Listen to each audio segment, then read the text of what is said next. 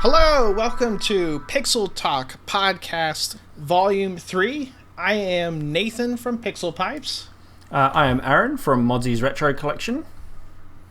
And this is game-changing games. Essentially games that, change the game, essentially, as far as their technical innovations and moving the market and expanding the market of graphics cards and just graphics in general. Just to get a few things out of the way, we're undergoing some changes with the Pixel Talk podcast. Instead of doing like a side A and a side B, we're just doing one podcast, and we're going to alternate which channel it goes on month to month. So it's still a monthly podcast. I think this month, this one's going to my channel. Next month, of course, would go to Modzy. Yep.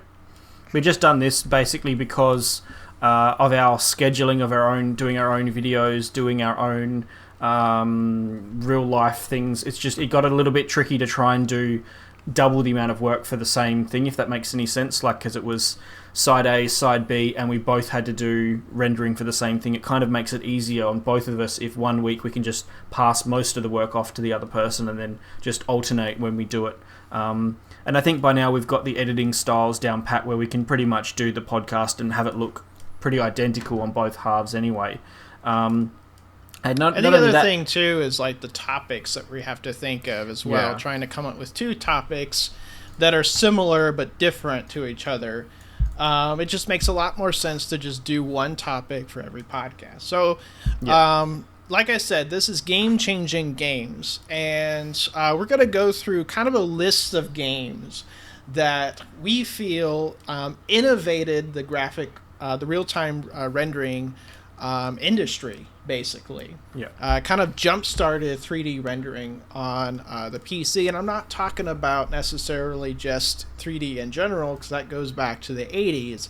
I'm talking specifically about kind of the modern definition of 3D, which is typically with a graphics card or a GPU or 3D accelerator of some sort. Yes, yeah. So pretty much like your mid-90s up to modern day, in a sense. I think we're going to be covering pretty much the core. We're obviously never going to be able to cover every game engine. That's an endless amount of discussion we can have. But I think what we've done is picked games that we have had our own experience with from the 90s and early 2000s that were really genre-defining engines, big games that sold graphics cards, had a lot of... they were games that was on everyone's, PCs. They were the must-have game, but they also had a lot of really innovative features that pushed, the video card technology and the 3D rendering capabilities to its limits. Yeah. And we're not just exclusive to PCs. We're also going to talk about if there's innovations worth mentioning on consoles. That's innovation worth talking about. So we're going to definitely include a few of those games. We're going to cut ourselves off, though, at about 2007 because Modzy and I are still all about retro PC gaming. So, and we have to kind of limit the breadth of this topic. A little bit, because otherwise we'd be here for hours. I think we kind of both realized that getting to that point of 2007, which is when you've got Crysis and Call of Duty 4, two big games for that year, that's kind of a good place to end this particular topic on, at least for now. We may come back and revisit this in the future. Because that's when you're starting to kick off to like the modern era of graphics, how we recognize it today. But going back... here's what's really important about some of the earliest games.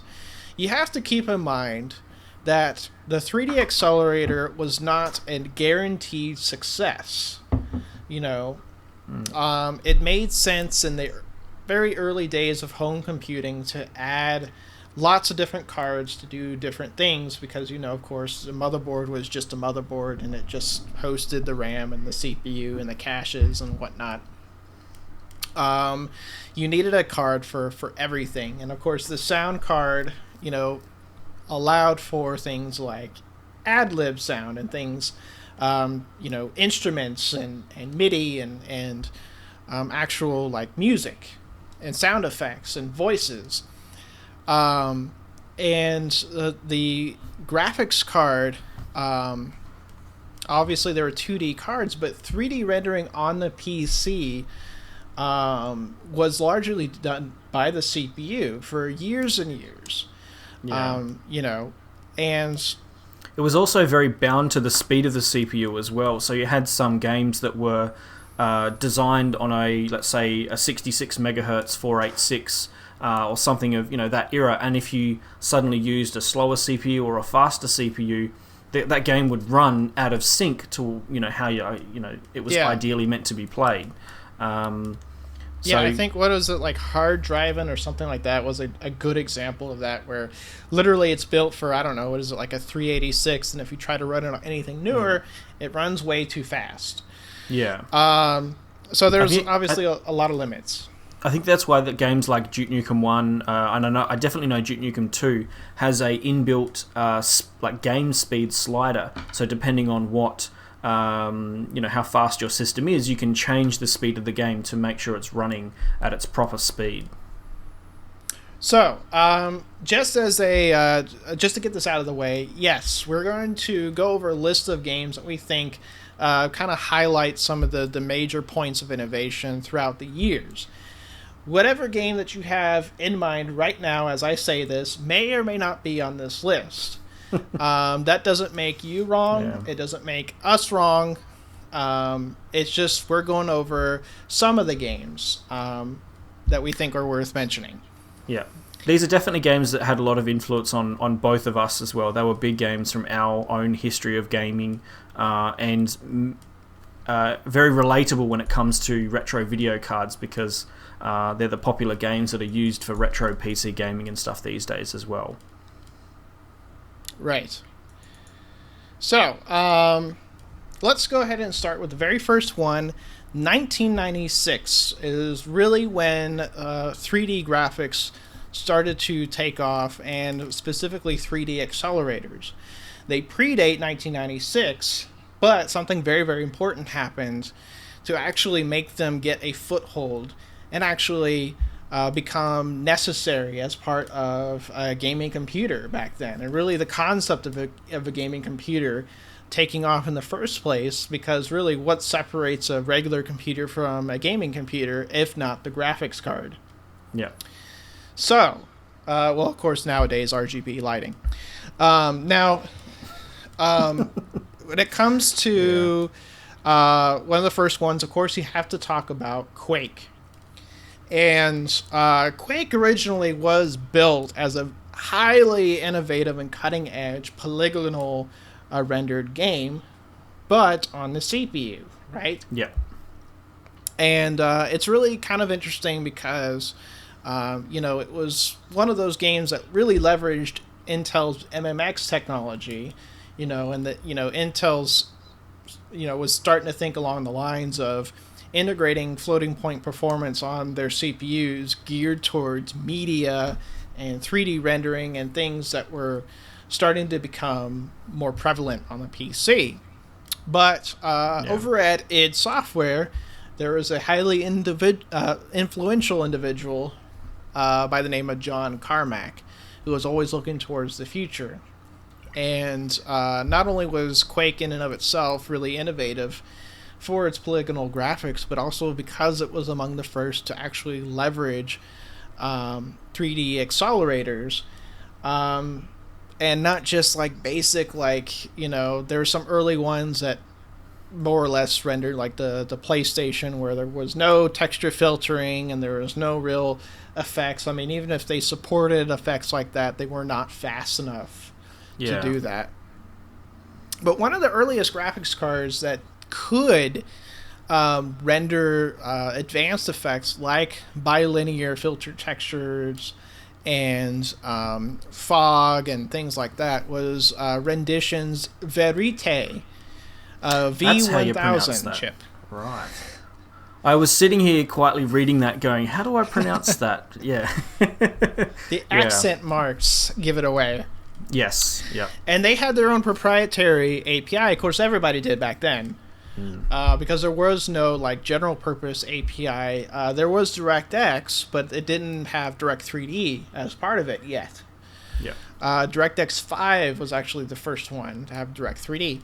Back then, you had to use their API, which was called Speedy 3D, and so that's what. There weren't a lot of names back then. Yeah. So you could just call it whatever you want. And John Carmack used this, but he was very frustrated with the experience. I mean, he still released it. It came out as a V Quake.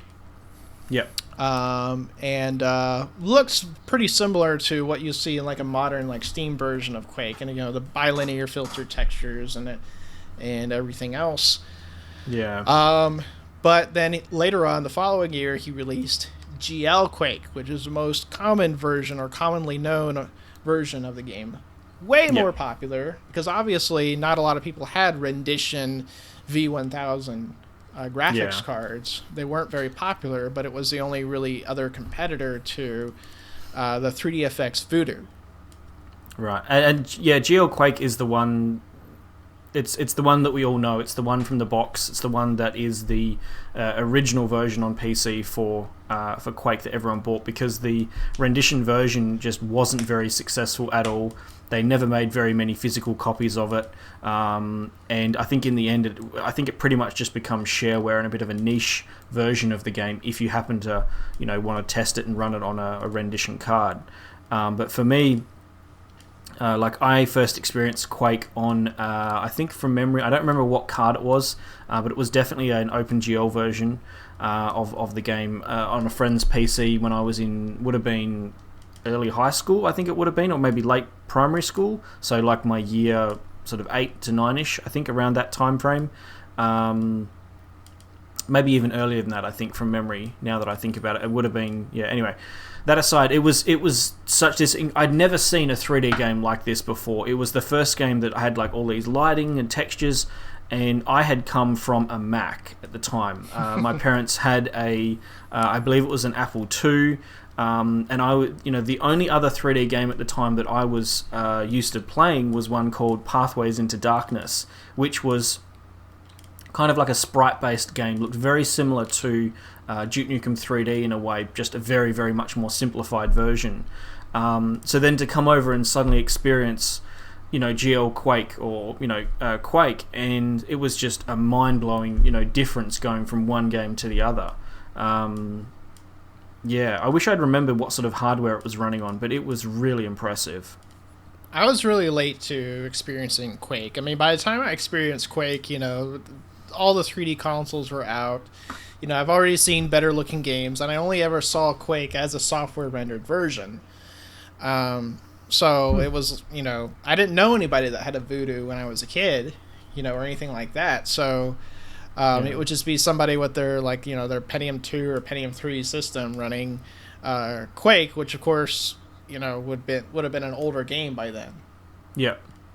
But let's face it, if not for Quake, and being one of the earliest, examples of a game to utilize the Voodoo probably would not have taken off like it did, because Quake was seriously popular. There was especially with its online support. Yeah, there was a lot of marketing push as well for the two games. For the card and the game itself. I do remember quite a lot of 3DFX posters with Quake front and center in the middle of the poster. Being as one of the most popular and I guess biggest games to push that to that technology, and that sold a lot of 3DFX's stock for the Voodoo cards and really accelerated those Voodoo cards into people's computers, because this was a time where it really, like, video cards were such a niche thing that most people thought the most important thing was still a sound card, not a video card. Yeah. And given that a lot of these games were designed to run initially on CPUs, that's what everyone had ingrained in their brain, that's what did all the work, that's what rendered the game. You know, an video card was just kind of like this niche thing to make it look a little bit prettier, almost like the concept of it. But it wasn't until Quake where it really made a huge, big impact and a big difference. Yeah, it fully utilized the Voodoo in a way that it could actually showcase a huge difference between software rendering and the actual 3D accelerated version, which was not the case with past 3D accelerators. Yeah. Where, you know, it looked almost exactly the same. The only difference was, hey, it might run a little faster than your CPU can render it. Yeah. And sometimes not. There were graphics cards, infamous ones, that were labeled as decelerators because they were so horribly bad. Yeah. And it was like because of those that, you know, we weren't really even sure at the time as an industry that they would even take off. I mean, you had, you know, you think over the years, you know, there was always a CPU, and then for a while you would add a separate math coprocessor. You know, like the 286 would get the 287, 386 would get a 387 coprocessor, and then, you know, they started building that into the CPU. But, you know, a lot of people thought, well, we already have a CPU, we already have a floating point math component in that CPU. Why don't we just make that faster? Why do you need an even more powerful math crunching card to do this 3D rendering? But yeah, there was such a vast difference. There was no disputing. There's no way a CPU could do what this was doing. And it's also, Quake is also innovative for actually utilizing OpenGL, because you have to keep in mind, before this, OpenGL wasn't really intended for gaming. Yeah, and it was used primarily for, you know, the 3D, professional it was 3D, world. Yeah, it was so like it was the 3D rendering and stuff. Yeah, which was a lot of that, you know, was real time. It was intended for real time 3D. There wasn't really a technical reason why it couldn't be used for games, but it just wasn't. It also wasn't because there just wasn't hardware that could render it in real time, and there just wasn't any games, like, unless you made something niche, if you were like some kind of 3D animator and you wanted to play around making a little, like, you know, game or something like that, there just wasn't this it was like a case of what came first, the chicken or the egg. There was no chicken, there was no egg, and then suddenly we had both. We had the games and we had the hardware. So yeah, the perfect kind of storm of elements coming together. Before this, you needed a big, expensive SGI workstation, which the Voodoo was mimicking. It was mimicking SGI workstations. It was basically taking, you know, what they saw an SGI workstation could do and attempting to bring it down into something that was a small card that could actually fit in your computer. And the results were actually comparable. Now, speaking of SGI graphics, given that they were, like, you know, some of the key innovators in real-time rendering, even though it wasn't for gaming, they were a key component of the Nintendo 64.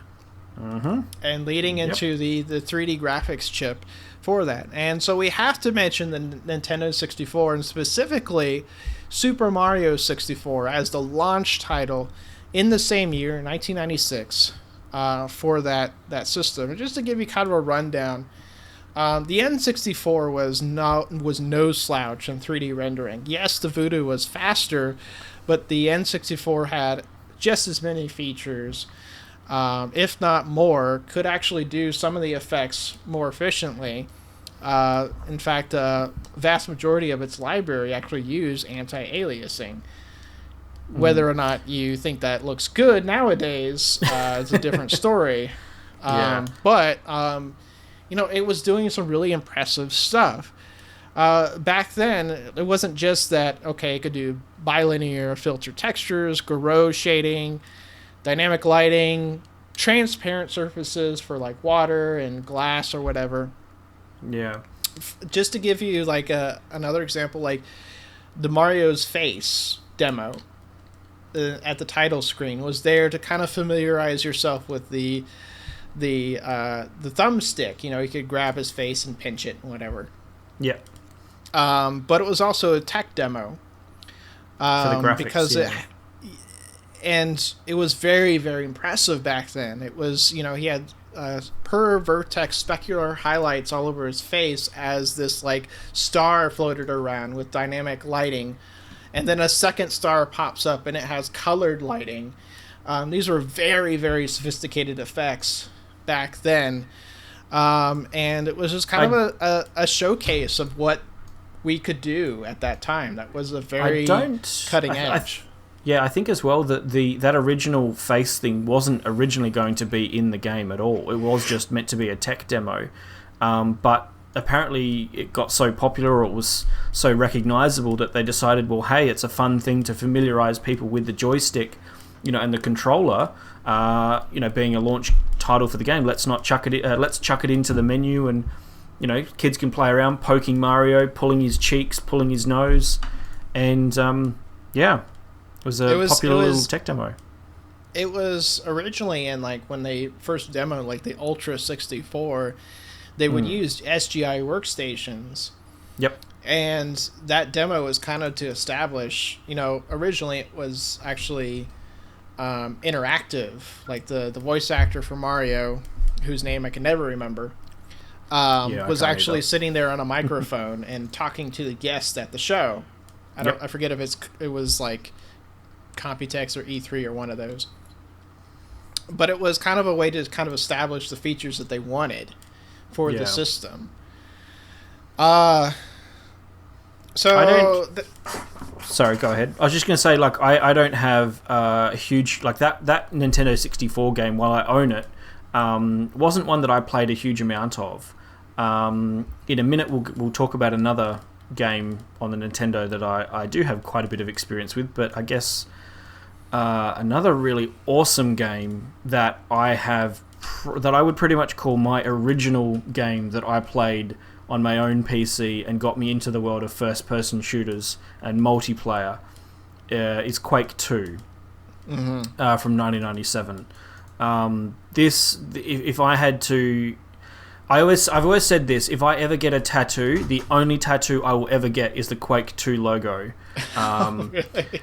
And it's still on my mind. I may end up getting it on my Bucks night before the wedding, so I may actually end up getting a tattoo of the Quake 2 logo within the next couple of months, I think. But anyway, aside from that, this game again. Was one of the very first games purely developed on a 3D accelerator, or with a 3D accelerator in mind from the ground up. And it was quite difficult to run smooth initially when it launched, but with software mode. But if you had a Voodoo card in there, this game looked really, really good. It ran really nice, and there was just no other game on the market apart from the first Quake, I guess, that really looked as impressive as this. Firing the rockets around the levels, you'd see the glow of the rocket follow across the room on all the walls. Yeah. The Hyper Blaster would shoot like blue sparks, like blue color lighting everywhere. This game was incredibly, really, really nice. And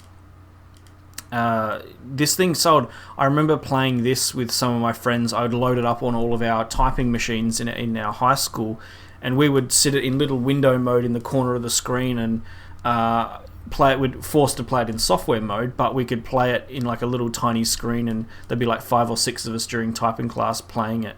But I never experienced it on a 3D accelerator until the early 2000s. Firsthand, at least. My first computer was only able to do software mode, so it wasn't until I got a 3D a system in the early 2000s that had a video card in it that I was able to see it, play it in 3D mode. Yeah, it was a huge deal for the graphics card industry, because whereas like the original Quake and like some of the other early games, Descent, Tomb Raider, and stuff, really just kind of optional. Yes, it was a drastic night and day difference to own a Voodoo, but they weren't required. I mean, you could easily run those games without it. Yep. Quake 2, on the other hand, with software rendering, which of course it did still support, you needed a really beefy CPU to be able to do that. Yeah. And he made a huge difference, not just in the image quality, but the frame rate as well, if you added a 3D accelerator. And by 1997, the Voodoo had more competition. So you had, NVIDIA rising up with the Revo 128, and ATI to a lesser extent also. You had more options, and then the year immediately following, of course, we have the Voodoo 2, which really was the card for Quake 2. Like, it... Yeah. You can play it on a Voodoo, but you really got to play it on a Voodoo 2. Yeah. And if for nothing else, to be able to play it at 800 by 600 with a way smoother frame rate. And a lot of the early success of 3DFX, again, just like the original Quake, can be owed to Quake 2. I think one of the biggest things as well was there was a lot of mindset, like people were so used to playing some of these games in software mode, then all of a sudden they sat down in front of a computer that had a Voodoo 1 or Voodoo 2 in it, and they experienced just the frame rate difference.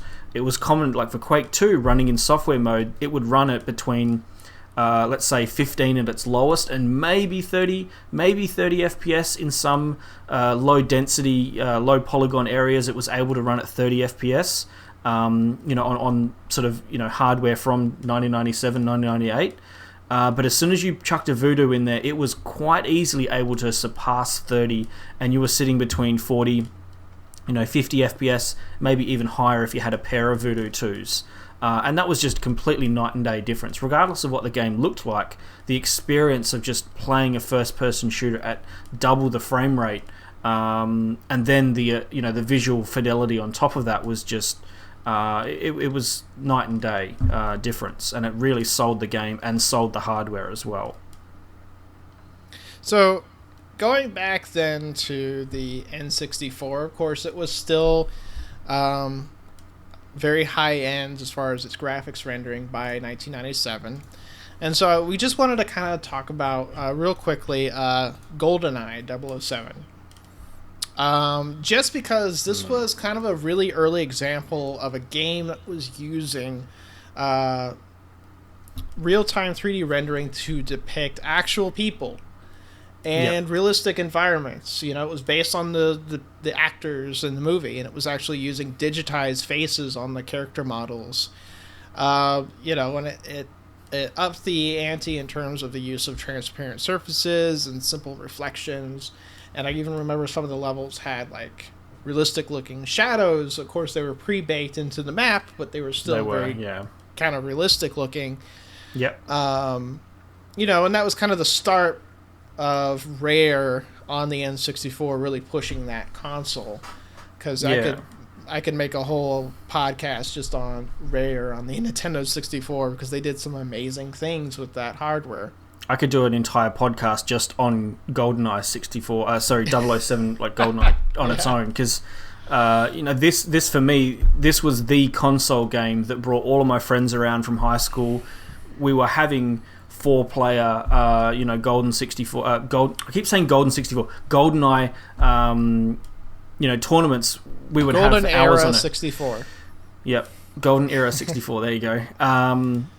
But yeah, GoldenEye, it was the console game. Everyone had, you either had a PlayStation or you had a Nintendo 64.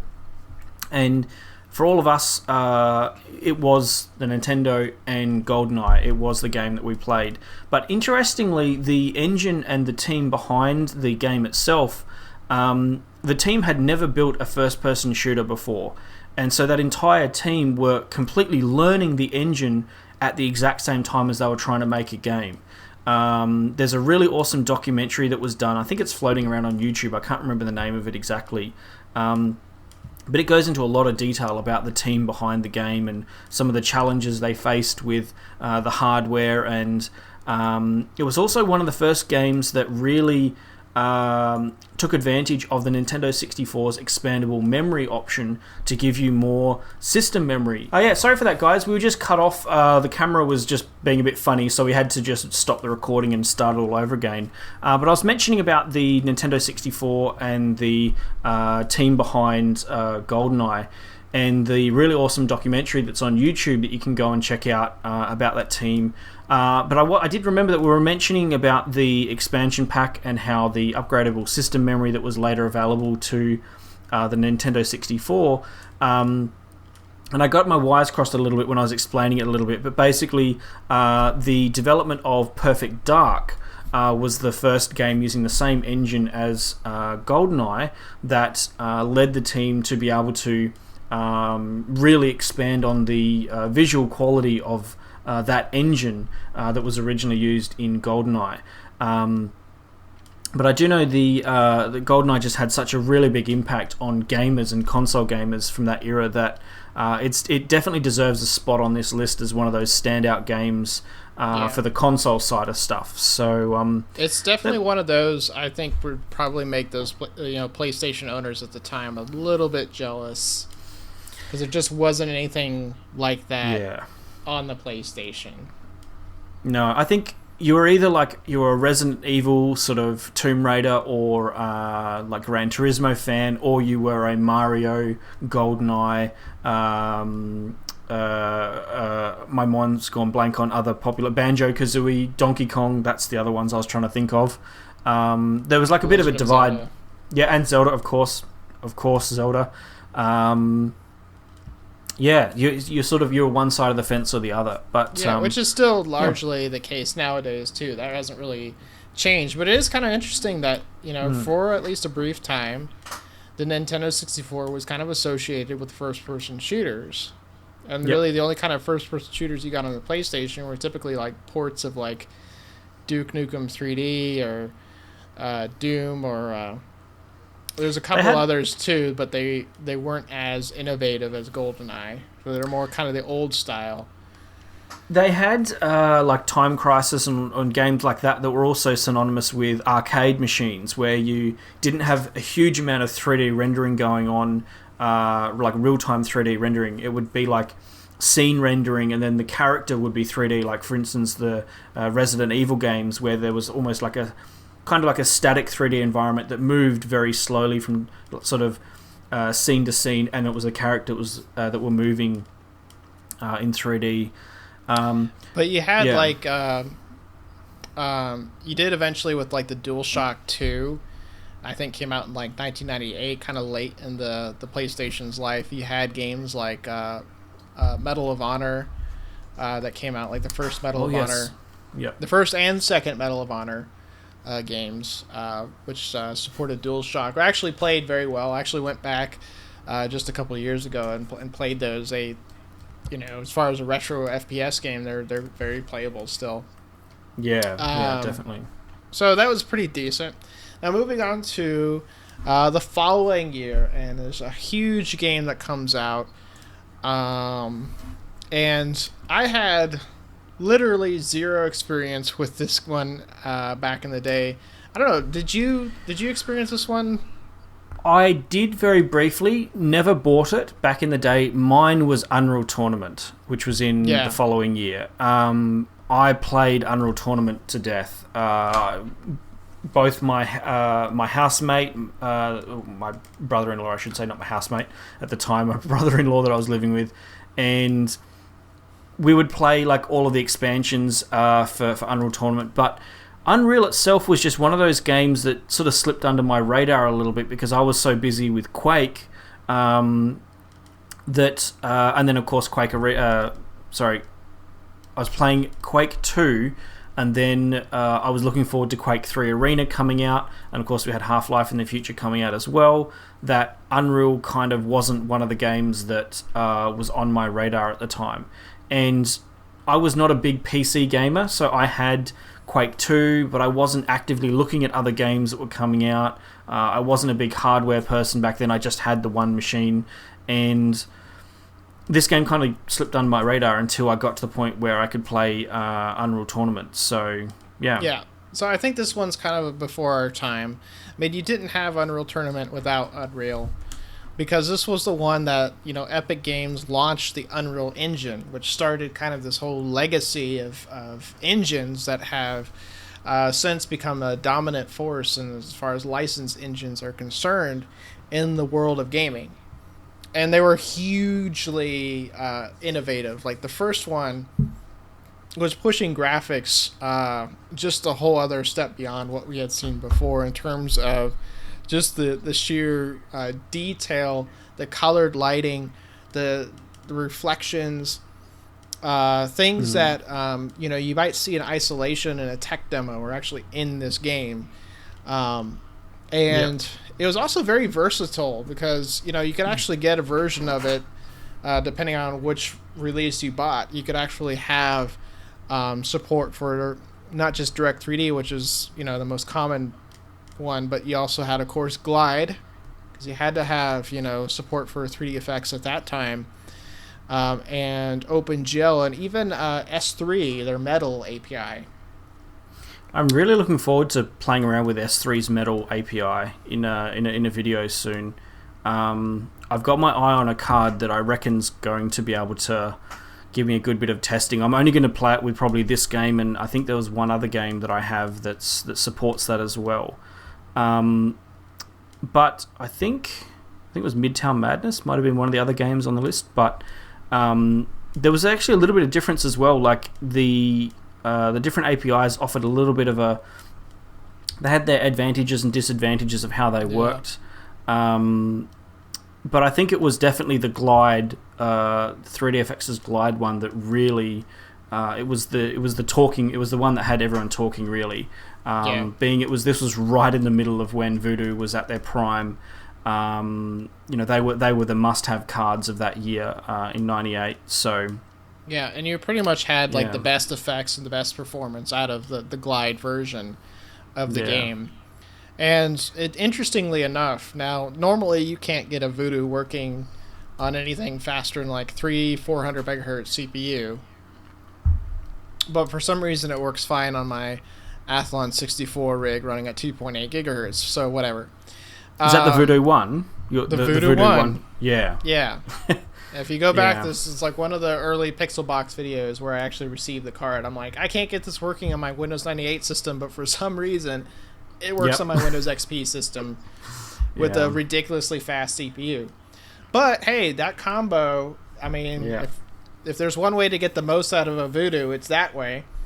And it actually runs Unreal.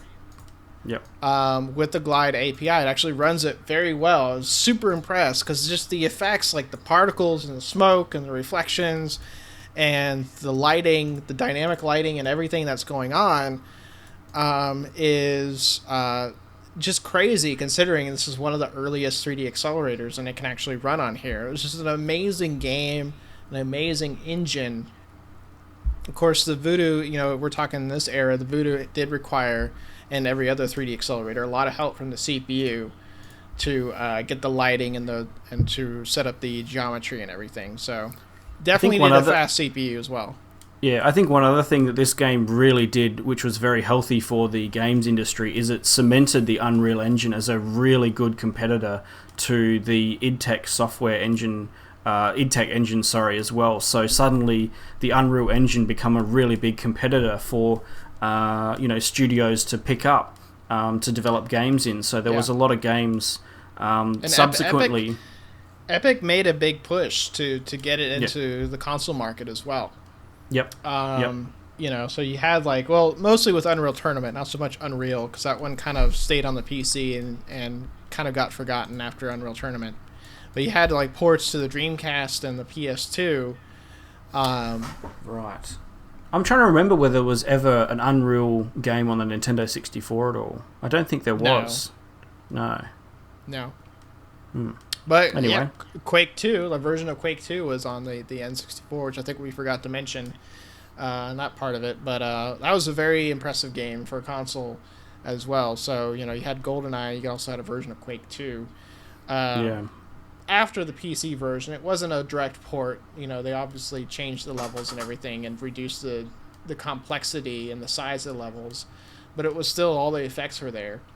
If you're a Quake fan and you own a Nintendo 64, I highly recommend picking up a copy of Quake 2 to play, because it's a really fun little game. It's a different version of Quake 2. Yeah, it's a really good game.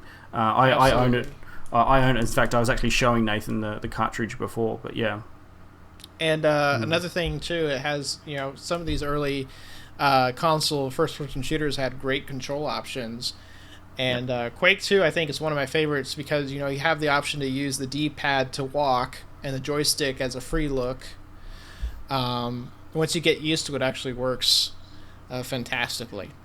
So then we just want to briefly mention Half-Life as well, the same year, 98. Not necessarily the most advanced game at the time, but it was innovative for a lot of other reasons. It actually used the original Quake engine, but it highly modified it to basically make it on par, or in some ways better than most of the other games and engines at the time. Yep. And it incorporated a lot of scripted animations for characters and the environments in order to tell kind of a cinematic story within the game. It was very complex in that sense, and so are the environments. You could say a lot about Half-Life in terms of its gameplay and its influence over the industry. Graphically it was pretty good as well. Yeah. I think for me, I played Half-Life and I played a little bit of the Team Deathmatch. For me, it was Counter-Strike. CS 1.5, 1.6, and the early version of Counter-Strike. That's where I experienced that game and that engine at its fullest. I would hate to count up the number of hours I've got in Counter-Strike playing that. But yeah, that was, from memory, there was a lot of different mods for Half-Life as well, and Half-Life was very mod friendly. So there was a lot of people using that engine and using that game to do their own little single player games and some other multiplayer games. They had things like, there was like Ricochet. There was some other games that sort of come along bundled with Half-Life. Team Fortress started. Yeah, of course, Team Fortress. Yep. Well, actually, technically, Team Fortress was done in Quake first, and then it was ported over to Half-Life.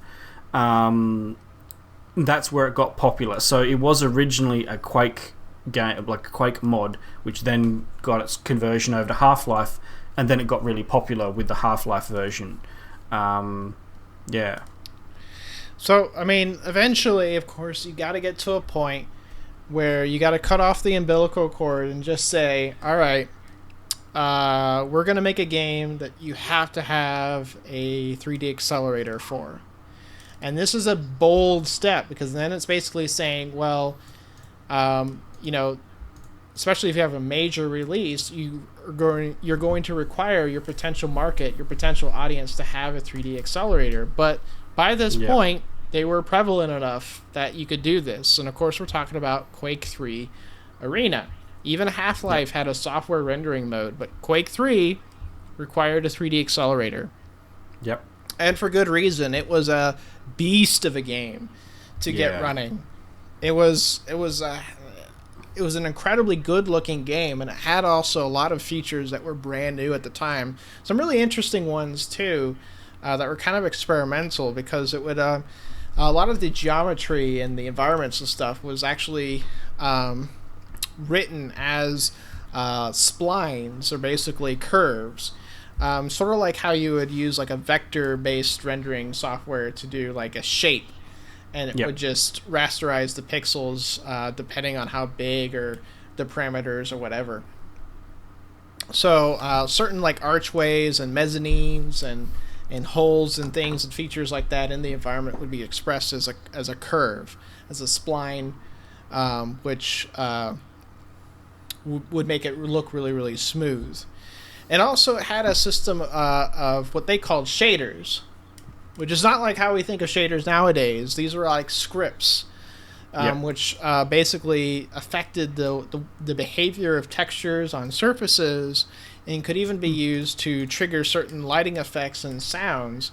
Even I think one of the things that was mentioned was like ascribing volumetric like effects too, like water and things like that, to give it kind of a water-like appearance. There was some interesting stuff. Obviously, we're not talking about programmable or per pixel shading or anything like that. This is the early days, but the term was around before pixel shading. They were shaders of a different sort.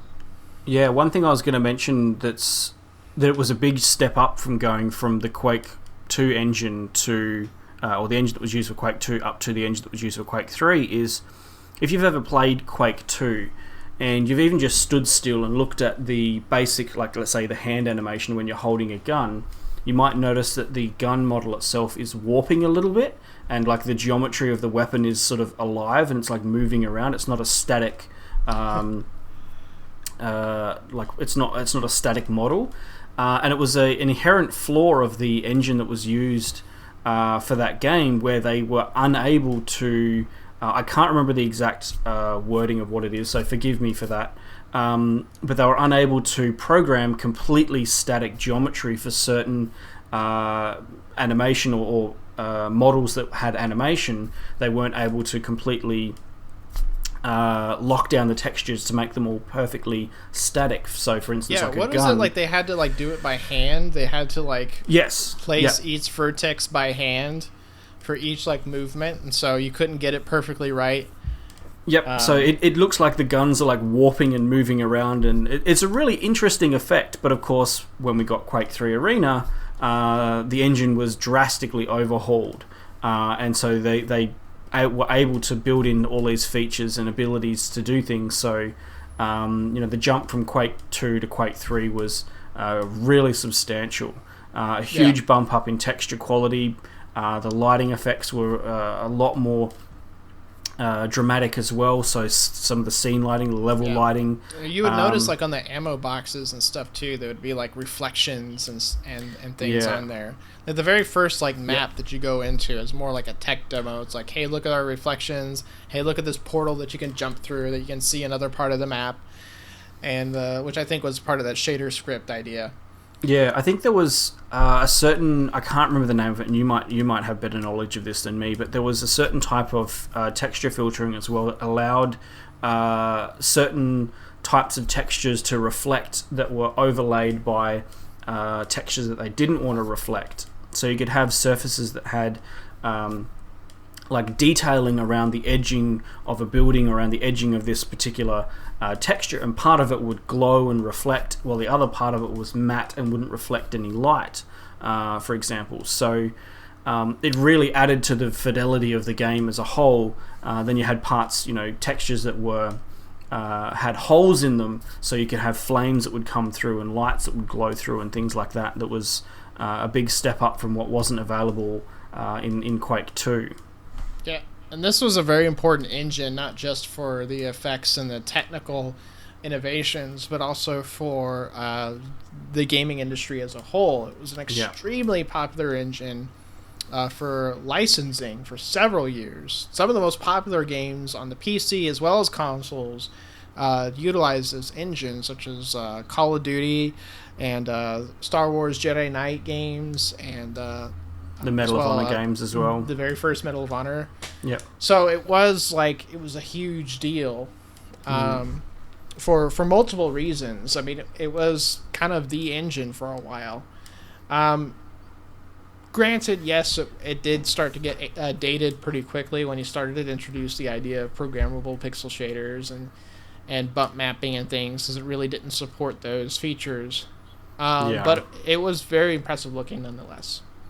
Yeah, definitely. I almost wish that I don't know if this exists, it might exist as like a fan-made mod or something, but I kind of wish that there was a continuation of the Quake 2 story into the engine of Quake 3, because I would have really loved to see like a full id Software made single-player campaign done in the Quake 3 engine. Because I don't know, I'm a really big fan of the Quake 2 universe, as opposed to the demonic sort of evil universe of Quake 1. I guess the closest you got to that would have been like Quake 4. Yeah, yep. So Quake 4 was a return to the Quake 2 universe with the Strogg and stuff, but that obviously comes at a later date in the future, which, believe it or not, is actually not one of the games that are on the list here. So I might just mention it briefly that the step from Quake 3 to Quake 4 was. I guess we can kind of mention it actually when we get to one of the other games in a bit. So I won't jump ahead just yet. But yeah.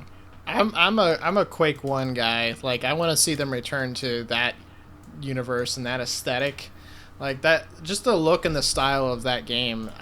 We've never seen it since. Like, this weird, like, medieval kind of sci-fi monsters, and I don't know. It's just really, really, really interesting. Like, bones everywhere and really elaborate. Like, of course, you have to use your imagination because it's all flat textures. But, imagine that, but with like the, it's almost the newest like id Tech engine. Yeah, it's almost like two different types of games. In fact, I'd almost say that Quake 1 was more related to Doom than it is to like the Strog universe of Quake 2 in a sense.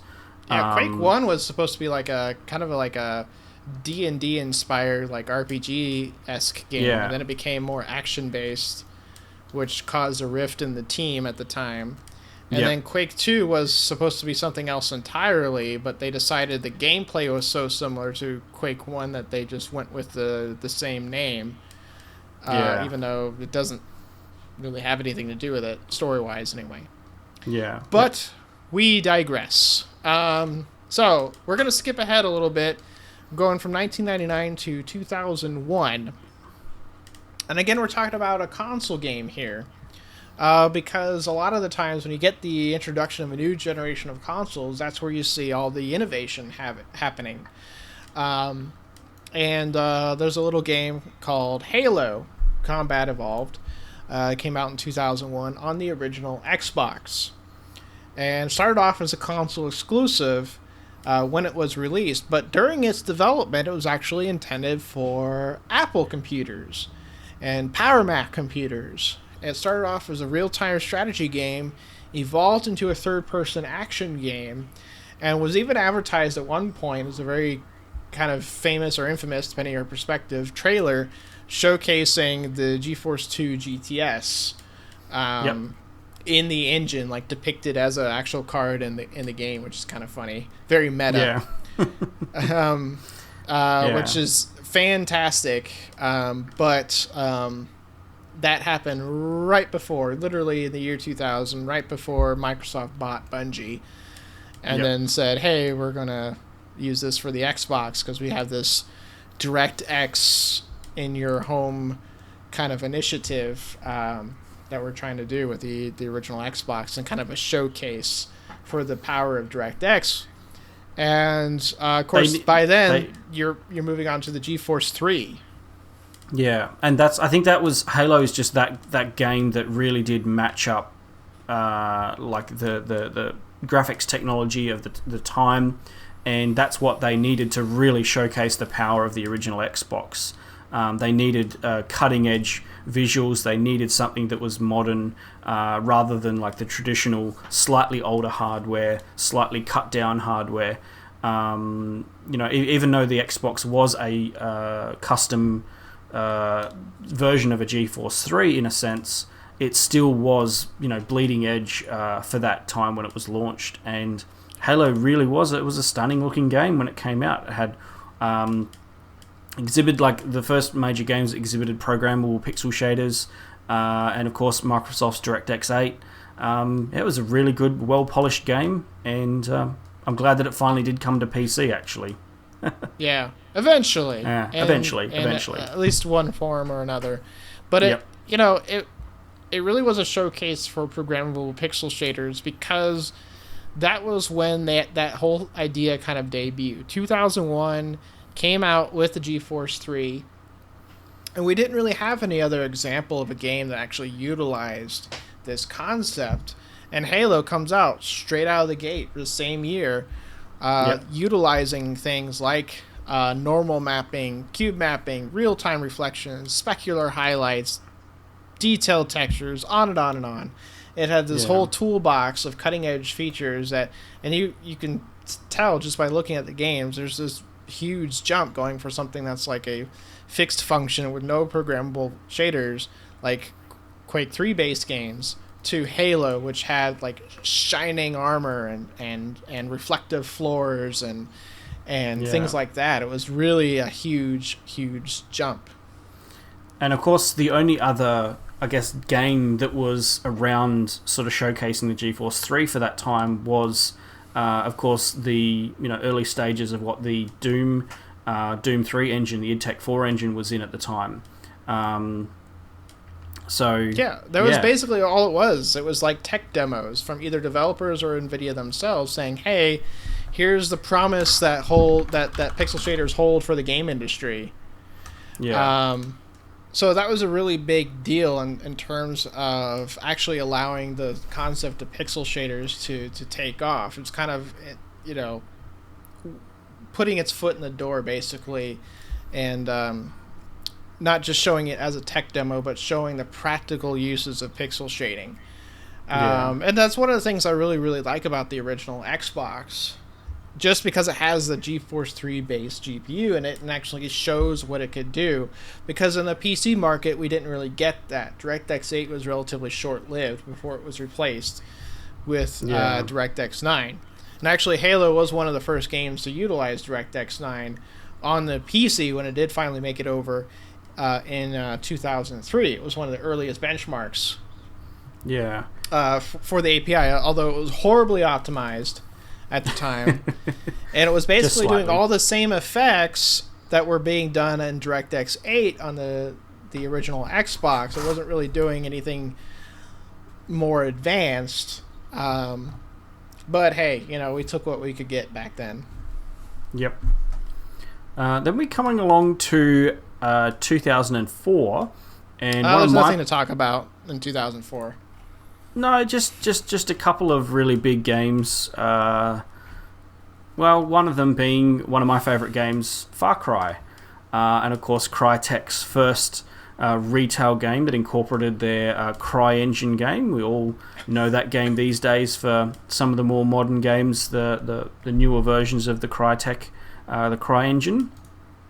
But the very first initial version, or the very first look that we got of the Cry engine, was actually in an interactive tech demo, which was called Exile Dinosaur Island, which, when you go back and look at it, you can see is the bare bones working world of what looks like Far Cry. But with dinosaurs. Yeah. Why didn't they stick with that? It would have been really awesome if there was some sort of secret or hidden level that you could get to, or zone that you could get to in Far Cry that was like a dinosaur island. That would have been a really cool little Easter egg, actually. Yeah. That's missed opportunity, I think. Somebody's made a mod or something like that. I bet they have. Probably. That would have been cool. But of course, this game was developed in conjunction with NVIDIA, and it sort of demonstrated the Infinite Effects engine in the GeForce cards really well. Again, this was an engine at the time that was using GeForce 3 hardware to develop the engine and its features. And then, of course, when DirectX 9 rolled around, that effects library got expanded into all of the DirectX 9 and Shader Model 2 effects and things like that. And so, of course, that's when that's what Far Cry was really known for exploiting and showcasing, was the full potential of DirectX 9 and Shader Model 2. The glorious water. I think Far Cry was the first game ever to give what back then looked like realistic water. I think I played that game solely just looking at the water and the fishes that would swim around, and yeah. It was kind of like being able to go on vacation, except people are shooting at you. Yeah, pretty much. With impeccable aim from like a mile away. Yeah. That's just such an amazing game. Really, honestly, one of the first, like you said, to show what DirectX 9 could do. Because we had like games before it that were using DirectX 9 to some extent or another, but really just as kind of a little flavor into the game. This was built from the ground up. Yeah, it was almost like previously, before this game, while DirectX 9 was out, and there were games that supported DirectX 9, they didn't their development of those games hadn't started from the ground up, being with DirectX 9 in mind with Shadow Model 2. They were Shadow Model 1, or they had like only certain effects that were pulled from the DirectX 9 library, but the core of the game was built using an engine that was designed for DirectX 8. So Far Cry really had this almost like what Crysis did, which is a game we'll get to in a minute, but it had this effect on the GPU industry where suddenly Far Cry was one of the biggest games where, can it run Far Cry? How well can this video card run Far Cry? Yeah, and it was really kind of an Achilles heel for NVIDIA too at the time, because it was so heavily using Shadow Model 2 features for the first time extensively. Like, all the characters had like specular highlights and normal mapping, and there's real-time shadows everywhere, huge, dense, jungles, forests. If you didn't have a really strong pixel shader pipeline built into your hardware, you were pretty much screwed. And unfortunately, NVIDIA was with their GeForce FX series, which I'm not sure. I don't know if had a successor by the time Far Cry came out, because Far Cry was early 2004. I want to say around March. As I was making these notes, I think it's what it said. Yeah, the 6800 was pretty close to the launch of Far Cry. I can't remember whether it was. It was just after. I think it was summer. It was summer of that year. I think so. So it was just before that. So when it first came out, all anybody had was either if you're using cutting edge hardware, you had a 9800 XT, or you had a FX 5950 Ultra, and unfortunately, ATI was handing NVIDIA's what to them. It was. But for the most, I think. Sorry, I was just going to say, for the most of us, for most of us, we might not have even had one of those $1,000 video cards at the time, or those real expensive ones. I keep thinking in Australian dollars here rather than American dollars, but at the time, I still had my GeForce 4. I didn't have an FX card, and Far Cry was not a game that I could play anything above low settings on. I mean, to be fair, it did have support for DirectX 8. It even had support for DirectX 7 on GeForce 4 MX cards. It does not work with ATI DirectX 7 hardware. No. Like, it will not work on the Radeon or the Radeon 7500. Just totally broken. But which is unfortunate, because I would like to benchmark it across multiple generations of cards, but I can't use ATI cards from that generation. Yeah. And on top of that, it also showed a lot of image quality issues with NVIDIA cards as well. But they kept innovating. It was cutting edge, but they kept it up to date. As when new standards came out, like Shader Model 3.0, they would patch that in. Not using it extensively, but would use some of its rendering techniques. And then, of course, they were dabbling into HDR lighting towards the end as well. You had to enter a console command in order to enable it, and it only worked on, at the time, GeForce 6 cards. Yep. But it was other than being a huge performance hog, it was a really neat effect. Perhaps a little overdone in the indoor environments, though. Yeah, it's really interesting because we're starting to get like HDR TVs and stuff right now, and people think, oh, HDR is this new thing that's coming into games. But then I think, well, hang on a minute, how many times in history have I heard HDR, being used? And now we're talking 2004, which is, this is still AGP era hardware here. Of course, right on the edge of PCI Express's birth, but It's really kind of interesting. It's just really all it is that you're skipping a step nowadays, and so you're skipping the tone mapping step of the HDR rendering process. So you're not having to convert, a 64-bit or 128 floating point color down to 32-bit integer color. You're able to actually just show that huge amount of colors on the screen without having to reduce it. Yeah.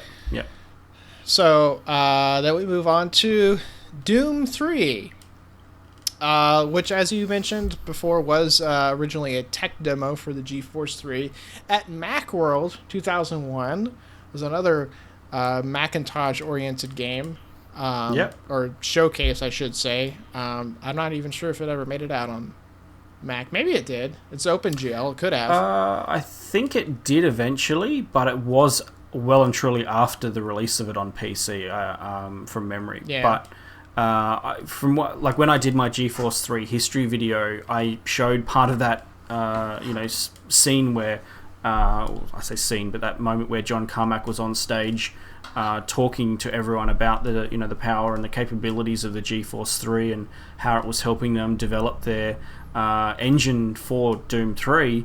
And of course, they didn't call it Doom 3 back then. They hadn't announced the name of what the game was. But for those of you who were, knew what was going on, you could definitely see what sort of game was being made.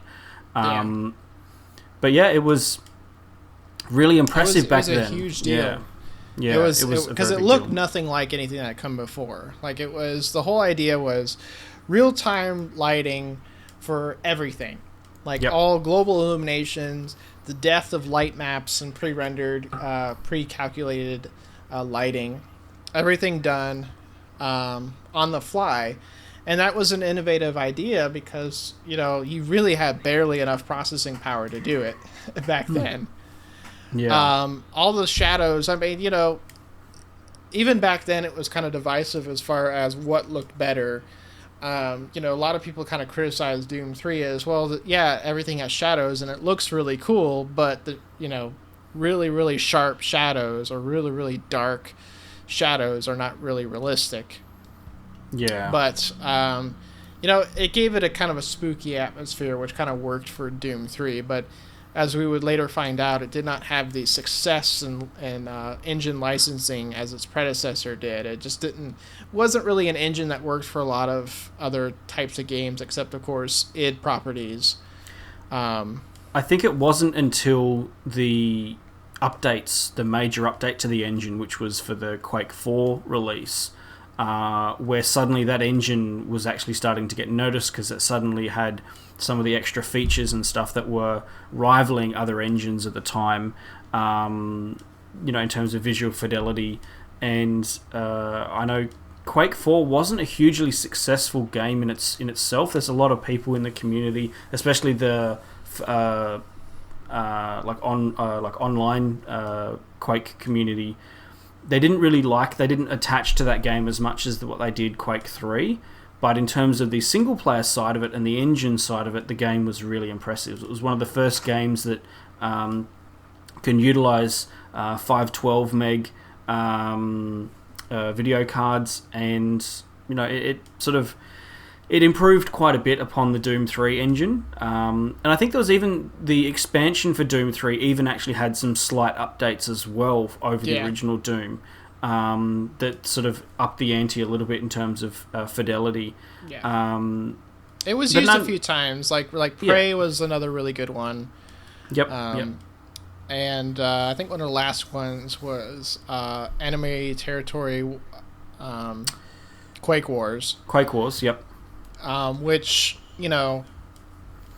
that was really the only, every other game that came out using the id Tech 4 or the Doom 3 engine, as most people knew it as, kind of looked like Doom 3. Everything kind of just looked just like Doom 3 with the really sharp shadows and the major contrast of light and dark. Quake Wars did actually manage to do some things to kind of nuance the engine into a little bit more subtle lighting. It could do outdoor environments. It used the first iteration of Mega Texture technology too, which would be used in full in the next engine. Yeah. The other thing too I kind of want to mention real quick about Doom 3 also is that it kind of had an interesting sort of partnership with the GPU makers at the time, because when it was first announced in 2002, id Software, and particularly John Carmack, sided with ATI's hardware. and was praising the next generation Radeon, which of course was the 9700 Pro. Yep. And was using it to showcase the game at various conventions, not just E3, but QuakeCon and other things. And then later on, it became more associated with NVIDIA. And NVIDIA, had like technology built into their hardware, obviously because the engine had been tested on a GeForce 3 originally.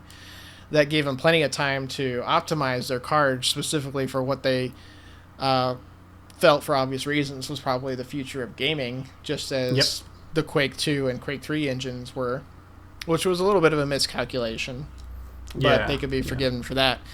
But they incorporated Ultra Shadow technology specifically as an optimization for this engine. So they could do stencil shadows at twice the rate of their normal pixel pushing power. So you could effectively have a 4-pipe card that was acting like an 8-pipe card because it could do twice the stencil shadow effects. I'm going to be covering Doom 3 and an NVIDIA card that was launched as a promotion pairing in a sort of a history video of a different kind in the future. It's going to be a really funny and interesting video. It's going to be more of a ranting video than anything else, but very interesting partnership between a game and the NVIDIA promotion side of it that come out of it as a direct response because of this game. So why don't you lead us into the next one? Yeah, we have, of course, the other big game from 2004, along with a couple of other small ones, but we have, of course, Half-Life 2 and the Source engine. Valve finally graced us with their presence in gaming once again, and we got an update to the Half-Life franchise. Now, originally this was supposed to actually launch the year before, but it was delayed due to some leaks and some other, PR stuff. They just ended up delaying it to finalize it and fix it. And to be honest, the game that came out was really beautiful. It was completely done with 100% of the DirectX 9 library. It was also a game that was developed unlike the id Tech engine with NVIDIA. Valve worked with ATI hardware very closely, and the game, used a mixture of rendering techniques, such as like pre-calculated light maps, vertex-based lighting, some newer effects as well, like bump mapping, character shadows, and of course you had things like a lot of specular highlights, cube maps, real-time reflections. And of course, another game that brought us even newer, even more realistic looking water over the Far Cry game as well.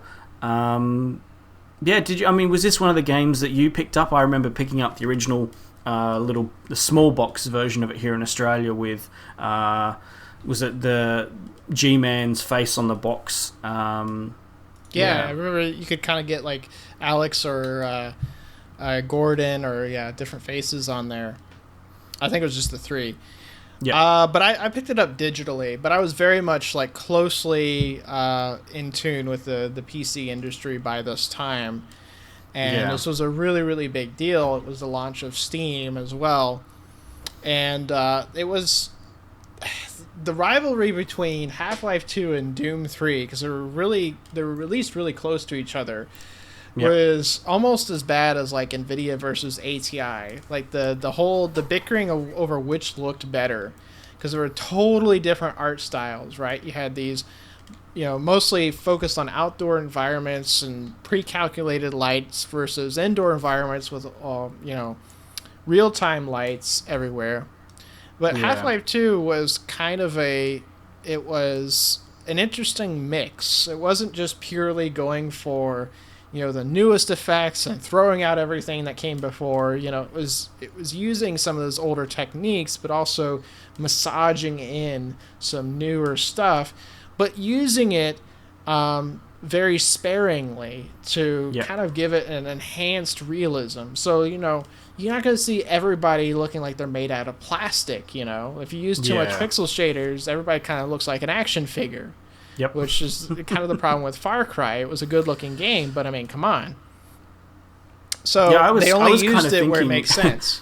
when you were mentioning the debate over like Half-Life 2 and Doom 3, and here's me thinking that, here's Far Cry chilling out on a beach, wink wink, just watching the fight going on. No, the Far Cry water versus Half-Life 2 water. Yeah. Or in other words, clean, pristine vacation water versus muddy post-apocalyptic water. Yeah. Yep. I mean, I don't know what I would want to spend more time with in real life, but it was done very intelligently, and I think in the end, I think Half-Life 2 is remembered as being the better looking game, if nothing else, due to the decisions made for the art style and just the overall presentation of the game. Even if it wasn't the most technically innovative, I don't think it was. No. But I do think it pushed the graphics in the right direction and gave the better result in the end. I think also being like part of the graphic side of it, because it wasn't completely bleeding edge. Everything wasn't over the top, overly done. Like shoving every sort of visual effect they possibly could in your face.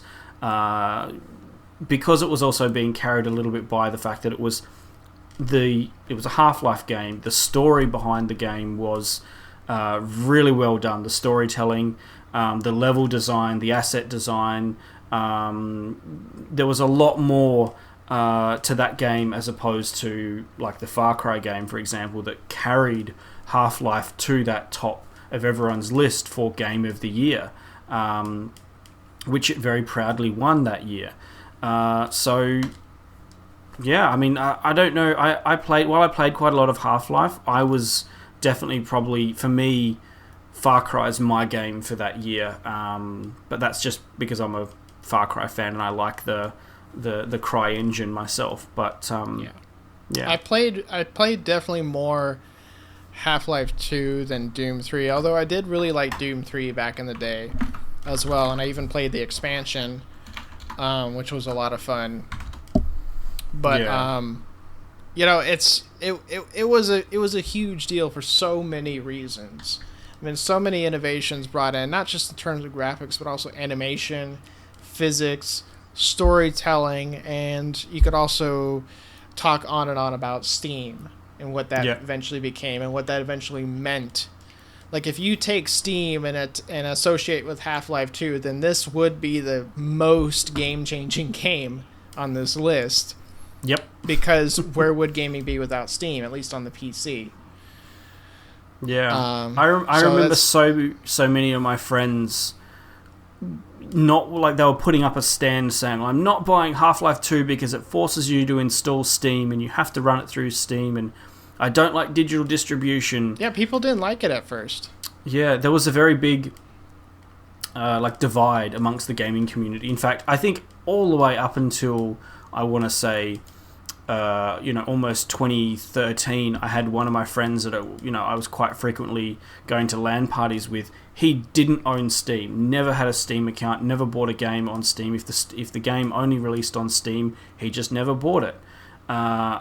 And I must admit, he was a very dedicated person to do that. Yeah, by 2013, I would say so. I don't know how he survived. Could he even find any games like? Yeah, because even if you went online and tried to find a game, 9 times out of 10, copy, an actual disc. Yeah, it would actually be it would force you to install or activate it on Steam. Yeah, I mean, even if you go in and buy a game from like here we have EB Games, and I think in America it's called something different, but you would buy a PC game and then the only thing that would come in the box is a code for Steam. It wouldn't even come with a physical disc in the box. It would just be a physical packet with a Steam code inside of it. Yeah. Mm-hmm. That was dedication. But I think eventually he cracked, so... Well, you have to. Yeah. So that leads us into 2006. We're skipping a couple of years again.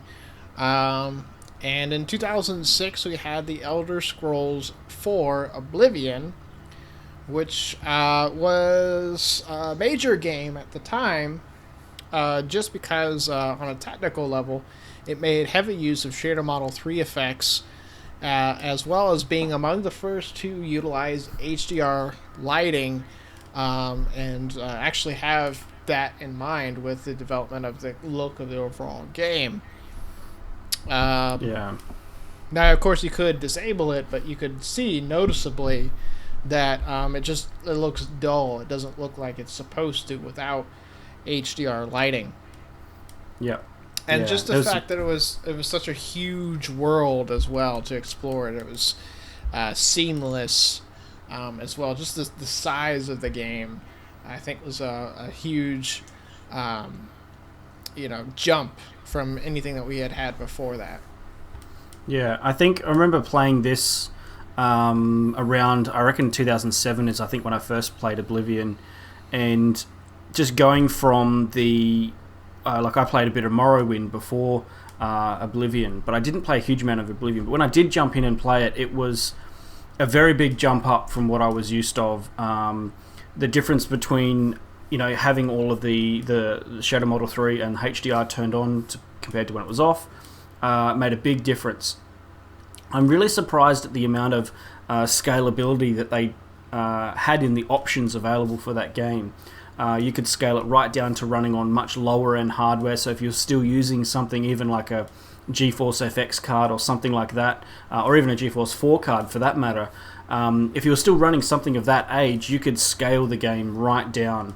But sadly, it just didn't look that great at those lower settings. But if you were on something like a 2006, so if something like a 7800 GTX for that time frame, or even a 7900 GTX, you could really push this game to its limits. And it looked really nice, really, really impressive. I believe there was like sun rays, what's known as God rays, as well, that were in the game. The shading was really nice, and the texture quality was really good as well. It used a lot of texture memory, because I remember this pushed like DirectX 9 era cards, like sort of the very end of the PixelPipe era, to the absolute limit. So you really needed, later in the year we did finally get like the first DirectX 10 cards, the GeForce 8 series. And it was 2007 when I got my 8800 GTS, but I had the 320 meg version. It was the cheaper one. And this game used more than that for VRAM. Mostly, I would say probably textures, because you're talking about all this huge amount of foliage. You okay? Yeah, I'm good. Just coughing. Sorry. Okay. Used a huge amount of foliage. Just the amount of textures on the grass and the leaves and the trees and everything. I'd never seen, I would look out on a field in the game and it would just be like swaying grass, and it wasn't just like flat terrain. It was one of the first games I remember seeing, you couldn't see the ground texture for all the grass and vegetation. I think I remember watching it must have been at E3 from memory, when they first revealed the world to everyone and what Oblivion was going to look like. And just the response from the people there that were watching it in real time, you could tell just how hyped they were and just how amazed they were at the scenery and the animals that were roaming around, and it was really, and it had a really big impact on the people watching it. And this was one of those games that, because of that bleeding edge, graphical fidelity, it pushed people into buying more higher end video cards to really, maximize the game to its full potential. And then, of course, it led into the next generation as well, a little bit with the DirectX 10 games, DirectX 10 cards a bit. Sorry, my mistake. I mean, you played this game. It was very mod friendly too. Yeah. Yep. So, and that kept it going for a really, really long time. People were playing this game for years. And even now you can load up the game and there's mods out there that make it look every bit as good as any modern game out now. Yep. People have just continually given it facelifts and giving it the most advanced effects and revamping models and textures and lighting and everything.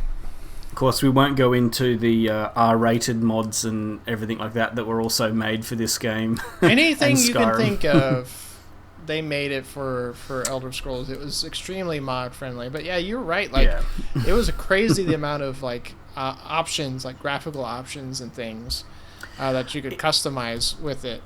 In fact, I think this was the first the first Elder Scrolls game that allowed you to do. Allowed modders to do graphical upgrades to the game. So I know in Skyrim that was a big thing. People would revamp the world with these add-in like these mods that you would run, and it would just transform the city because suddenly it'd be like more trees, more flowers, more like high resolution textures, things like that. And Oblivion, because of its modding support, it had a very thriving community that were upgrading the engine essentially, or upgrading the game visually with all of these add-ons and stuff, not just for like gameplay and funny things. They made the game really live on. Yeah. But this was one of those very big games as well, where if you weren't playing World of Warcraft, you were playing Oblivion. If you weren't playing Counter-Strike Source, you were playing Oblivion. It was a pretty big game for its time. Yeah. Potentially, you could just keep playing it forever. I mean, there was a story, but there was a lot of other things to do, and then there was expansions and DLC, and just kept adding to it. So, just a really kind of industry-shaping sort of game. When you think of like open world, like RPG elements and evolving your character and stuff like that, you see that in a lot of games nowadays, even if they aren't expressly RPGs. Yeah. And then we come into 2007 and one of my biggest games from my gaming history, which is Call of Duty 4 Modern Warfare. This was another one of those games that came out. The engine powering the game was the IW Engine 3. I don't know a huge amount about the previous versions of this engine that was used. I know it was used for the previous Call of Duty games as well. But it was the first Call of Duty that really pushed HDR lighting, world dynamic lighting, dynamic shadows, the first real heavy use of depth of field, like really strong depth of field in a game. Sorry. But it also had destructible environment in a sense as well, so you'd have things that models and objects and stuff that would blow up and explode and all that sort of stuff as well. But this game looked really, really good. It had a lot of like heat effects from explosions, things like that. When a car would explode, you would see the fire and the flames, but you'd see this like heat wave essentially emit from the explosion as well.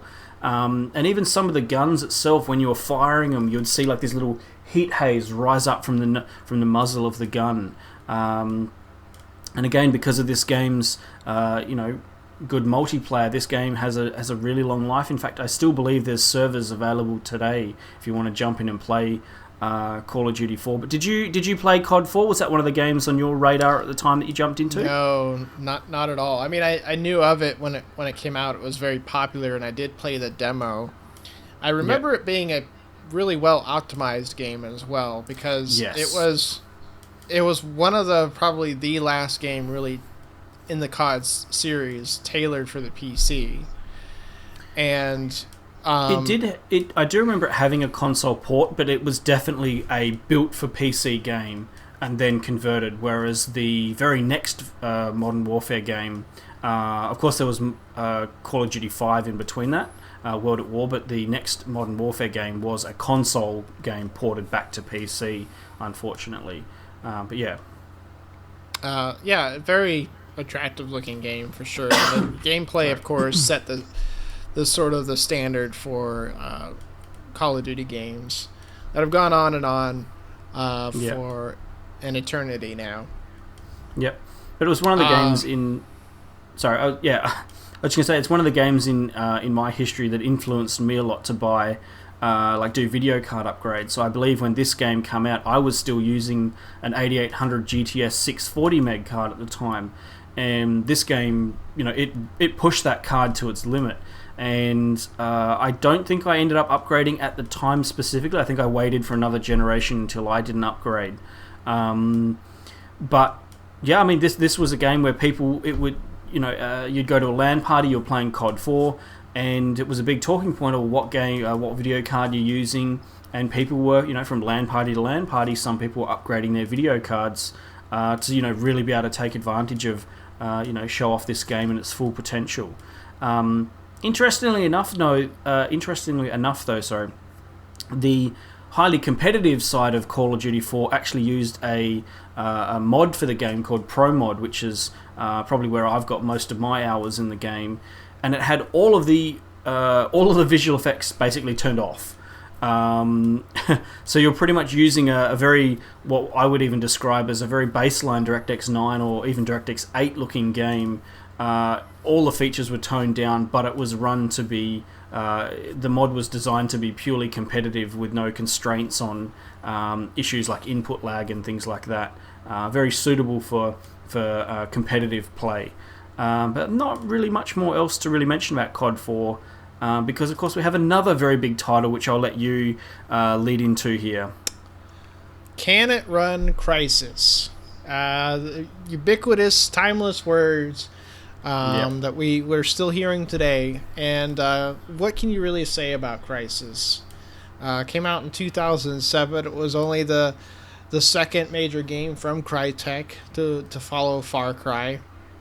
And this was the game to debut CryEngine 2 and one of the first to fully utilize DirectX 10, which if you remember, you had to upgrade to Windows Vista, which was not exactly a popular OS at the time. Yeah, it was a bit of a hurdle for most gamers, I think. And, to some extent, it's kind of questionable if it even needed DirectX 10, because I remember you could go into the INI settings and kind of force it to use very high settings, which were typically locked off on DirectX 9 systems. Yeah. But some effects were not, or still weren't usable, even if you did that. And, it's mind-blowing to think at the dramatic leap. I mean, we're talking, it looked like a generational leap from this one game. If not in more. Terms of the rendering of characters and the faces and facial animations, the lighting, geometry, just on and on and on. But the water looked incredible. The water, and then, it wasn't just that this was a huge environment, too. It was interactive, you could chop down trees with your fists if you wanted to. You could pick up, objects, and, you go into a building, and there'd be, little cups and little, tiny objects and things strewn about that were all, potentially... I remember could be interacted with explosions or bullets or even some buildings, that could be destroyed. I remember my friends and I, we had a challenge where we could try to play the game on its hardest difficulty, and all we could do was use melee. So we had to go around and just had to pick up enemies and throw them around.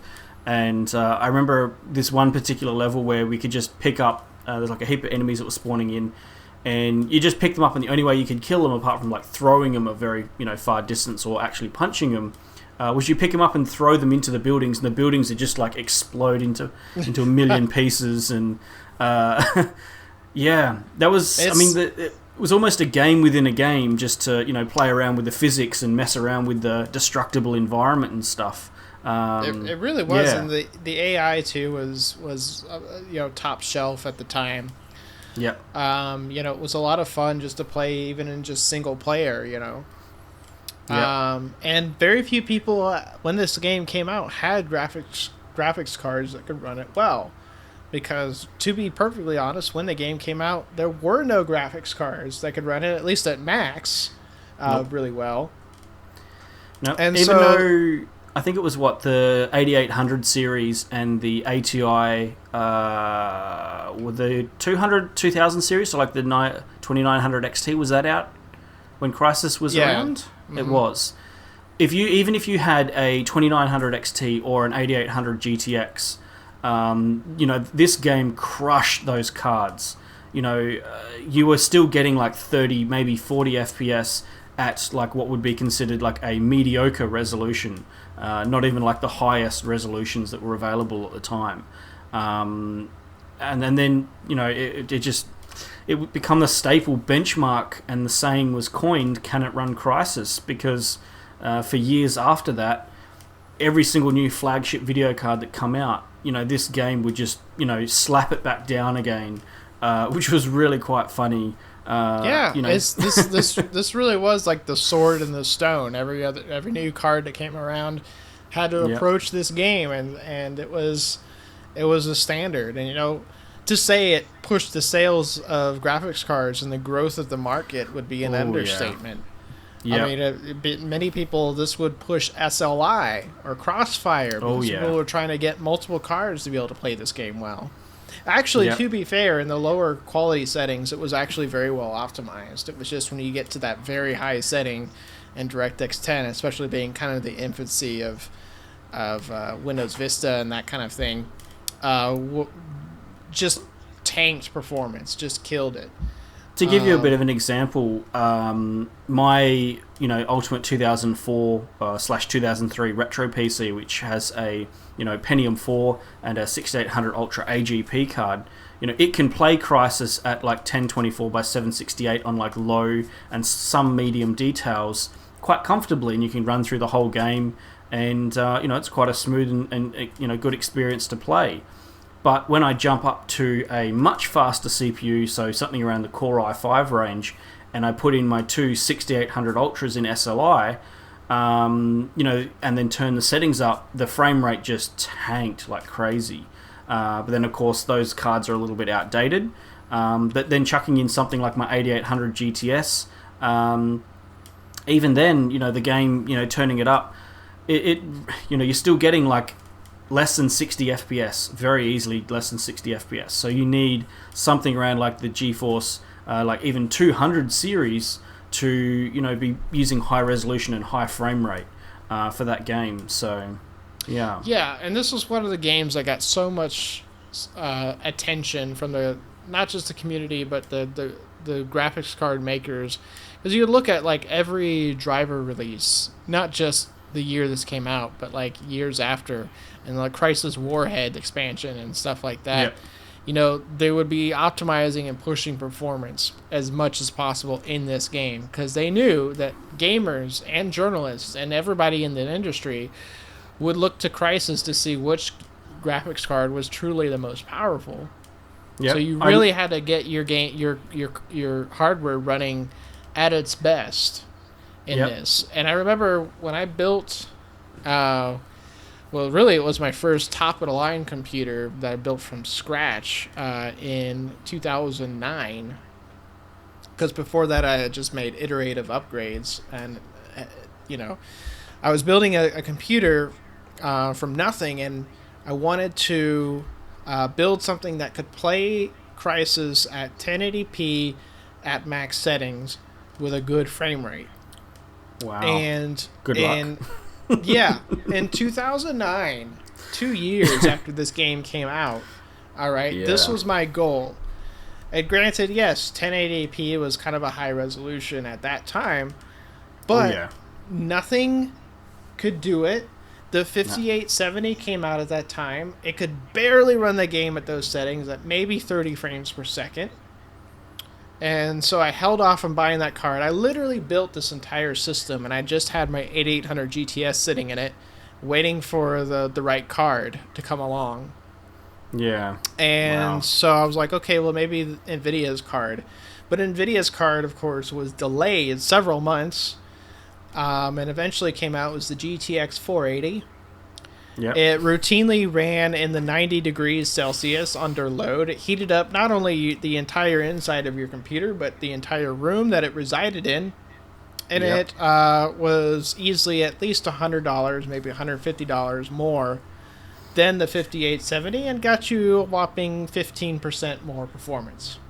Yep. So after waiting several months, I was just like, oh, fine, whatever, and I bought a 5870, but I could not play Crysis the way I had intended or set out to build the system to do. it was just such a monster of a game. I wonder if you'd bought, if you were in the position to buy two 5870s, whether even that could, maybe that would have been just that right amount of horsepower. But I mean, probably, but at the same time, looking back on it, at least, the 5870 only had 1 gig of VRAM, which did ended up hurting it in the long run. I had a really good long life out of that card, though. It was like 4 years, and everything else it ran like superbly. It was just Crysis was just such a crazy game. I think it was for clarity though. There were 2 gig versions of the 5870, but they were reserved for the iFinity edition. Yeah. I do remember that it was discovered like later on, like looking out like for generations after Crysis came out, like different video card generations, that the performance didn't scale like other games and benchmarks did with newer hardware, and it was sort of looked upon that the high end of Crysis, like the highest quality settings, weren't very well optimized. They were kind of just really heavily in there, and the engine just they brute forced for some. Yeah, it was almost brute forced in a way, and they're just so frame rates. Instead of going like up, in sort of 10s and 20 jumps in frame rates like you would in other games with new cards that come out, it was like much smaller percentages. And it was especially because at that time we went from, I think when this came out 2007, so this was the dawn. This was the dawn of when 1080p came out. This was the beginning of 1080p gaming as like the highest end. It was like what 4K is today, or maybe not. Maybe 4K is starting to get a little bit better these days, but it was the big resolution, and no video card could run the game at that resolution. And then for years on, even I would say upwards of 5 or 6 years, it was really hard to get Crysis to run unless you had the best video card that was out for that generation. So, yeah. And it's kind of interesting to note that I think Warhead actually was better optimized, and I think Crysis 2, when that came out, actually wasn't that big a performance hog versus the original. Crysis was just an insane game. Yeah, it's really hard to think that it came out in the year that it did. Like looking at all the other games that came out that year, it almost seems like Crysis should have come out in 2010, not 2007. But it is amazing. They did actually manage to port the game to like the PS3 and the Xbox 360 with some actually respectable results. I think they were a cross between medium and high settings, obviously with a really low resolution. Yeah. Crysis looks a lot more like a 8th console gen type of game. It really looked like the next generation. Yeah. It wasn't until 2013 or so that we started to see that level of graphics routinely in consoles. And gaming in general. Once those consoles came out, then that kind of spread out to the rest of the market and the PC as well. I think around the era, like post-Crysis, up to sort of the 2010 era as well, there was you had like Borderlands and things like that, games that would come out, that were coming out and being made, and there was a big shift in the direction of what some of the popular games were going as well. So it wasn't always hyper-realism, photorealism, for that sort of period of time as well. So Crysis still remained one of those games that just looked on point, really, really good for many years. Yeah. So I think that brings at least the focus of this discussion to a close. I think Crysis is a good place to leave off on as the kind of the start of what we would consider the modern era of gaming. And that's a little bit out of our jurisdiction. We don't even play modern games. I'm just kidding. There are some honorable mentions, of course, in modern times as well that we would like to bring up. I'll mention briefly the Frostbite engine, of course, is still being used. It's very obviously it's cutting edge. I think these days they're up to Frostbite 3, I think, but the one in particular that I've gotten wrote down here was Battlefield Bad Company 2 and the original Frostbite engine. The destructibility that engine brought into the Battlefield franchise. I do know that Bad Company 1 was technically the first game to use it, but because that was a console-only game, it was really Bad Company 2 that brought the Frostbite engine to PC in its full potential with its destructibility and everything, and it was a really big step up, and I had a lot of hours in that game. Probably one of my favourite Battlefield games of all time, actually. Yeah. And then, of course, you got to mention Unreal Engine 4, continuing the lineage of Unreal Engine. Being obviously... Yeah. Before Unreal Engine 4 came out, it was intended to be even more high-end and push even more features than it ended up doing. It was meant to really heavily push global illumination, but had to kind of compromise a little bit when the consoles came out. It turns out they weren't quite up to snuff for doing that. Yeah. But... If you guys are interested, by the way, of course, Quake Champions just come out recently if you're a good old classic Quake gamer and you want to play that. But if you're an Unreal Tournament player and you're jonesing for an Unreal Tournament game, you can actually go to the Unreal website, and they do have a new version of Unreal Tournament that's in the works at the moment that they're working on. You can actually play the version of, I believe it's free from memory, but it is... almost like a tech demo or beta or alpha version. I'm not keeping up with it, so I'm not exactly what the current state of it is, but I do know it's a playable version as well. Yeah. I think a lot of the what I read recently about it was that the development was kind of put by the wayside as the company focused on Fortnite and the massive amount of success that they're getting from that. Yeah. Of course, from my understanding... Sorry. I was going to say, from my understanding, I think that it was also like a after hours almost, like some of the developers were working on it after hours as a bit of a passion thing that they were doing as well, adding a few features. In fact, if you're subscribed to the Unreal YouTube channel, they have a lot of videos about the development of the Unreal Engine itself, and quite a lot of their videos are focusing on what they're doing with the build process of the Unreal Engine as well, which is really interesting. So if you're into game design and things like that, or you're just interested in what a developer does sitting in front of a computer to run an engine, build an engine using like a modern day engine, that YouTube channel is quite good for quite a good resource to learn about that sort of stuff as well. But I guess another good honourable mention is of course the Warcraft engine by Blizzard, from Warcraft 3, and then on to same engine that was then obviously developed into World of Warcraft. Big game, but I don't have a huge amount to say about that engine. It didn't really push upgrades. It was more built to, and Blizzard in general typically built their games to look good, but use the baseline of what was commonly supported on hardware at the time of release.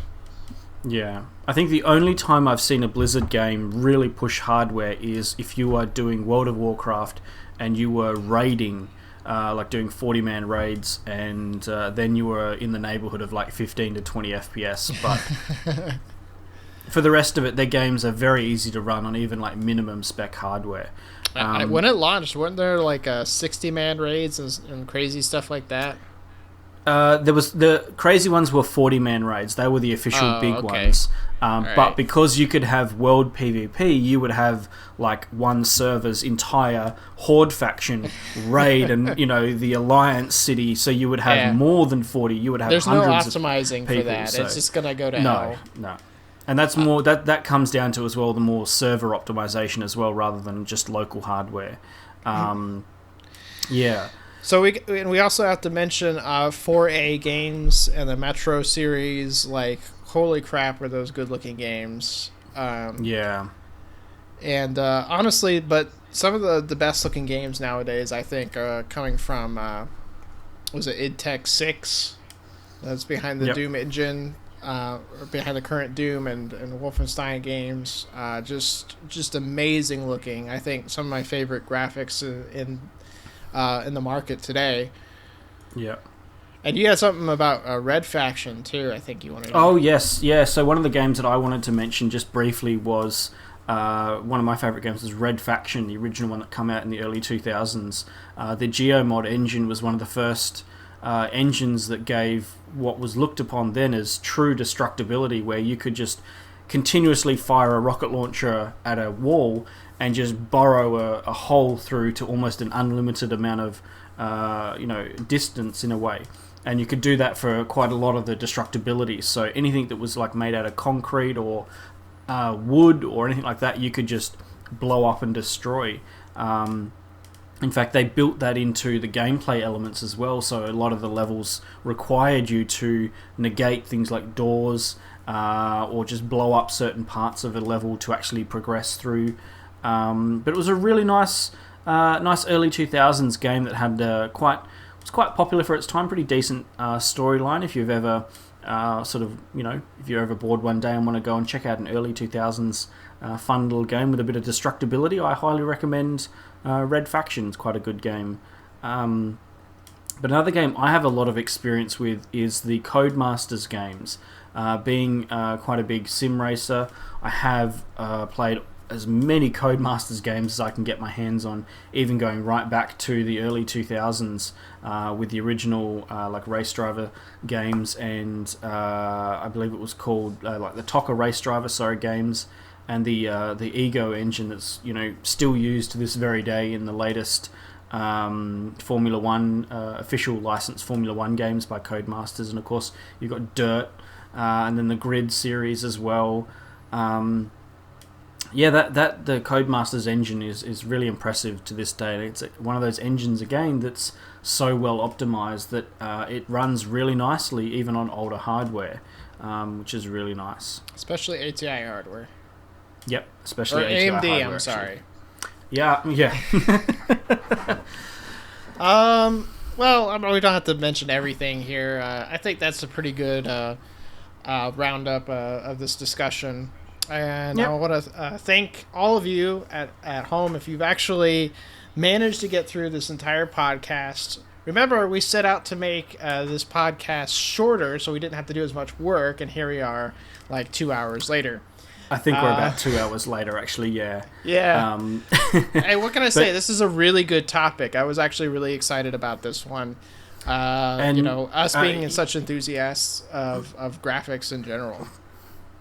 We were talking before the podcast about having to prune quite a lot of games off this list because we weren't sure whether we were going to even be able to fit what we had on the list into the ideal time frame that we wanted to stick to. To be honest, it feels really exhaustive, and thorough now looking back on it. Yeah. Yeah, I mean, if some of these games we could have spent an hour talking about just on their own, especially Crysis, and then also some of the early games as well. But we definitely know there's been a few throughout history that we've missed. We've definitely sticked for probably the more first-person shooter games as a primary for this because they were some of the games that really pushed, the bleeding edge of graphics technology. Of course, there were a lot of other games that weren't. First-person shooters. Yeah, like Expendables was a top-down. Third-person shooter was one of the first, if not the first, to use environmental bump mapping. Yep. Which gave kind of a taste of the future as well. Pretty early on, I want to say, what was that, 99 when that came out? Yeah, it was definitely a 90s one. Yeah. Yeah. So, there's going to be a lot of games like that. That pushed an effect or did something that was really innovative and pushed graphics cards and pushed the industry and expanded the number of people that bought and upgraded and had and used graphics cards. And if you have any of those in mind, please leave them down in the comments because I definitely encourage discussion on this topic. There's so much more that we had to leave on the cutting room floor just to be able to do as short as this was. So, is there anything else you wanted to say before we end it? Yes, rather large I guess large in a way. A bit of an announcement, I guess, for us is we have a Discord server. I completely forgot about it at the top of the podcast. I was actually going to mention it, but hopefully I am going to put details into the description as well, so you can just click the link in the description and join up to the Discord server. We have actually had it open for a couple of weeks now, and we've got some other YouTube creators that have joined in as well. So they're going to share some of their videos and talk about some of some of the content they're doing, and it should be a really good sort of bit of good little community area for you guys to talk about. So keep in mind that it is a Discord server based around the podcast, so it's definitely going to be a place for you if you're not comfortable talking about questions or things like that about the podcast in the YouTube comments, because that can be a bit of a minefield these days. And you want to sort of connect to us in a little bit more of a direct way. Definitely jump into the Discord server, because we're definitely more likely to be able to respond to you there than every single comment that sort of pops up on YouTube. So yeah, and we're definitely active participants in there. This is definitely a topic that would lend itself well to a Discord discussion. We've already been using it. We've been enjoying it a lot. We've had other people such as F2F Tech, who's already there, as well as Retro Adventure, and the Obsoletist is very active on there as well. So if you are into retro computing on YouTube, we got kind of an all-star group there, which is really awesome. And we're going to be opening it up to the public soon, I think, right? Yeah, so that's what this announcement is, I guess, in a way. So we're going to put a link in because it's already, I've set up the bots and everything for it, so it's all ready to go. So when this video goes live, if you're watching this, you can come and join. So, excellent. All right, awesome. Looking forward to seeing you guys there. And until next time, this is Nathan. This has been Aaron. And take care. Yeah, catch you in the next one.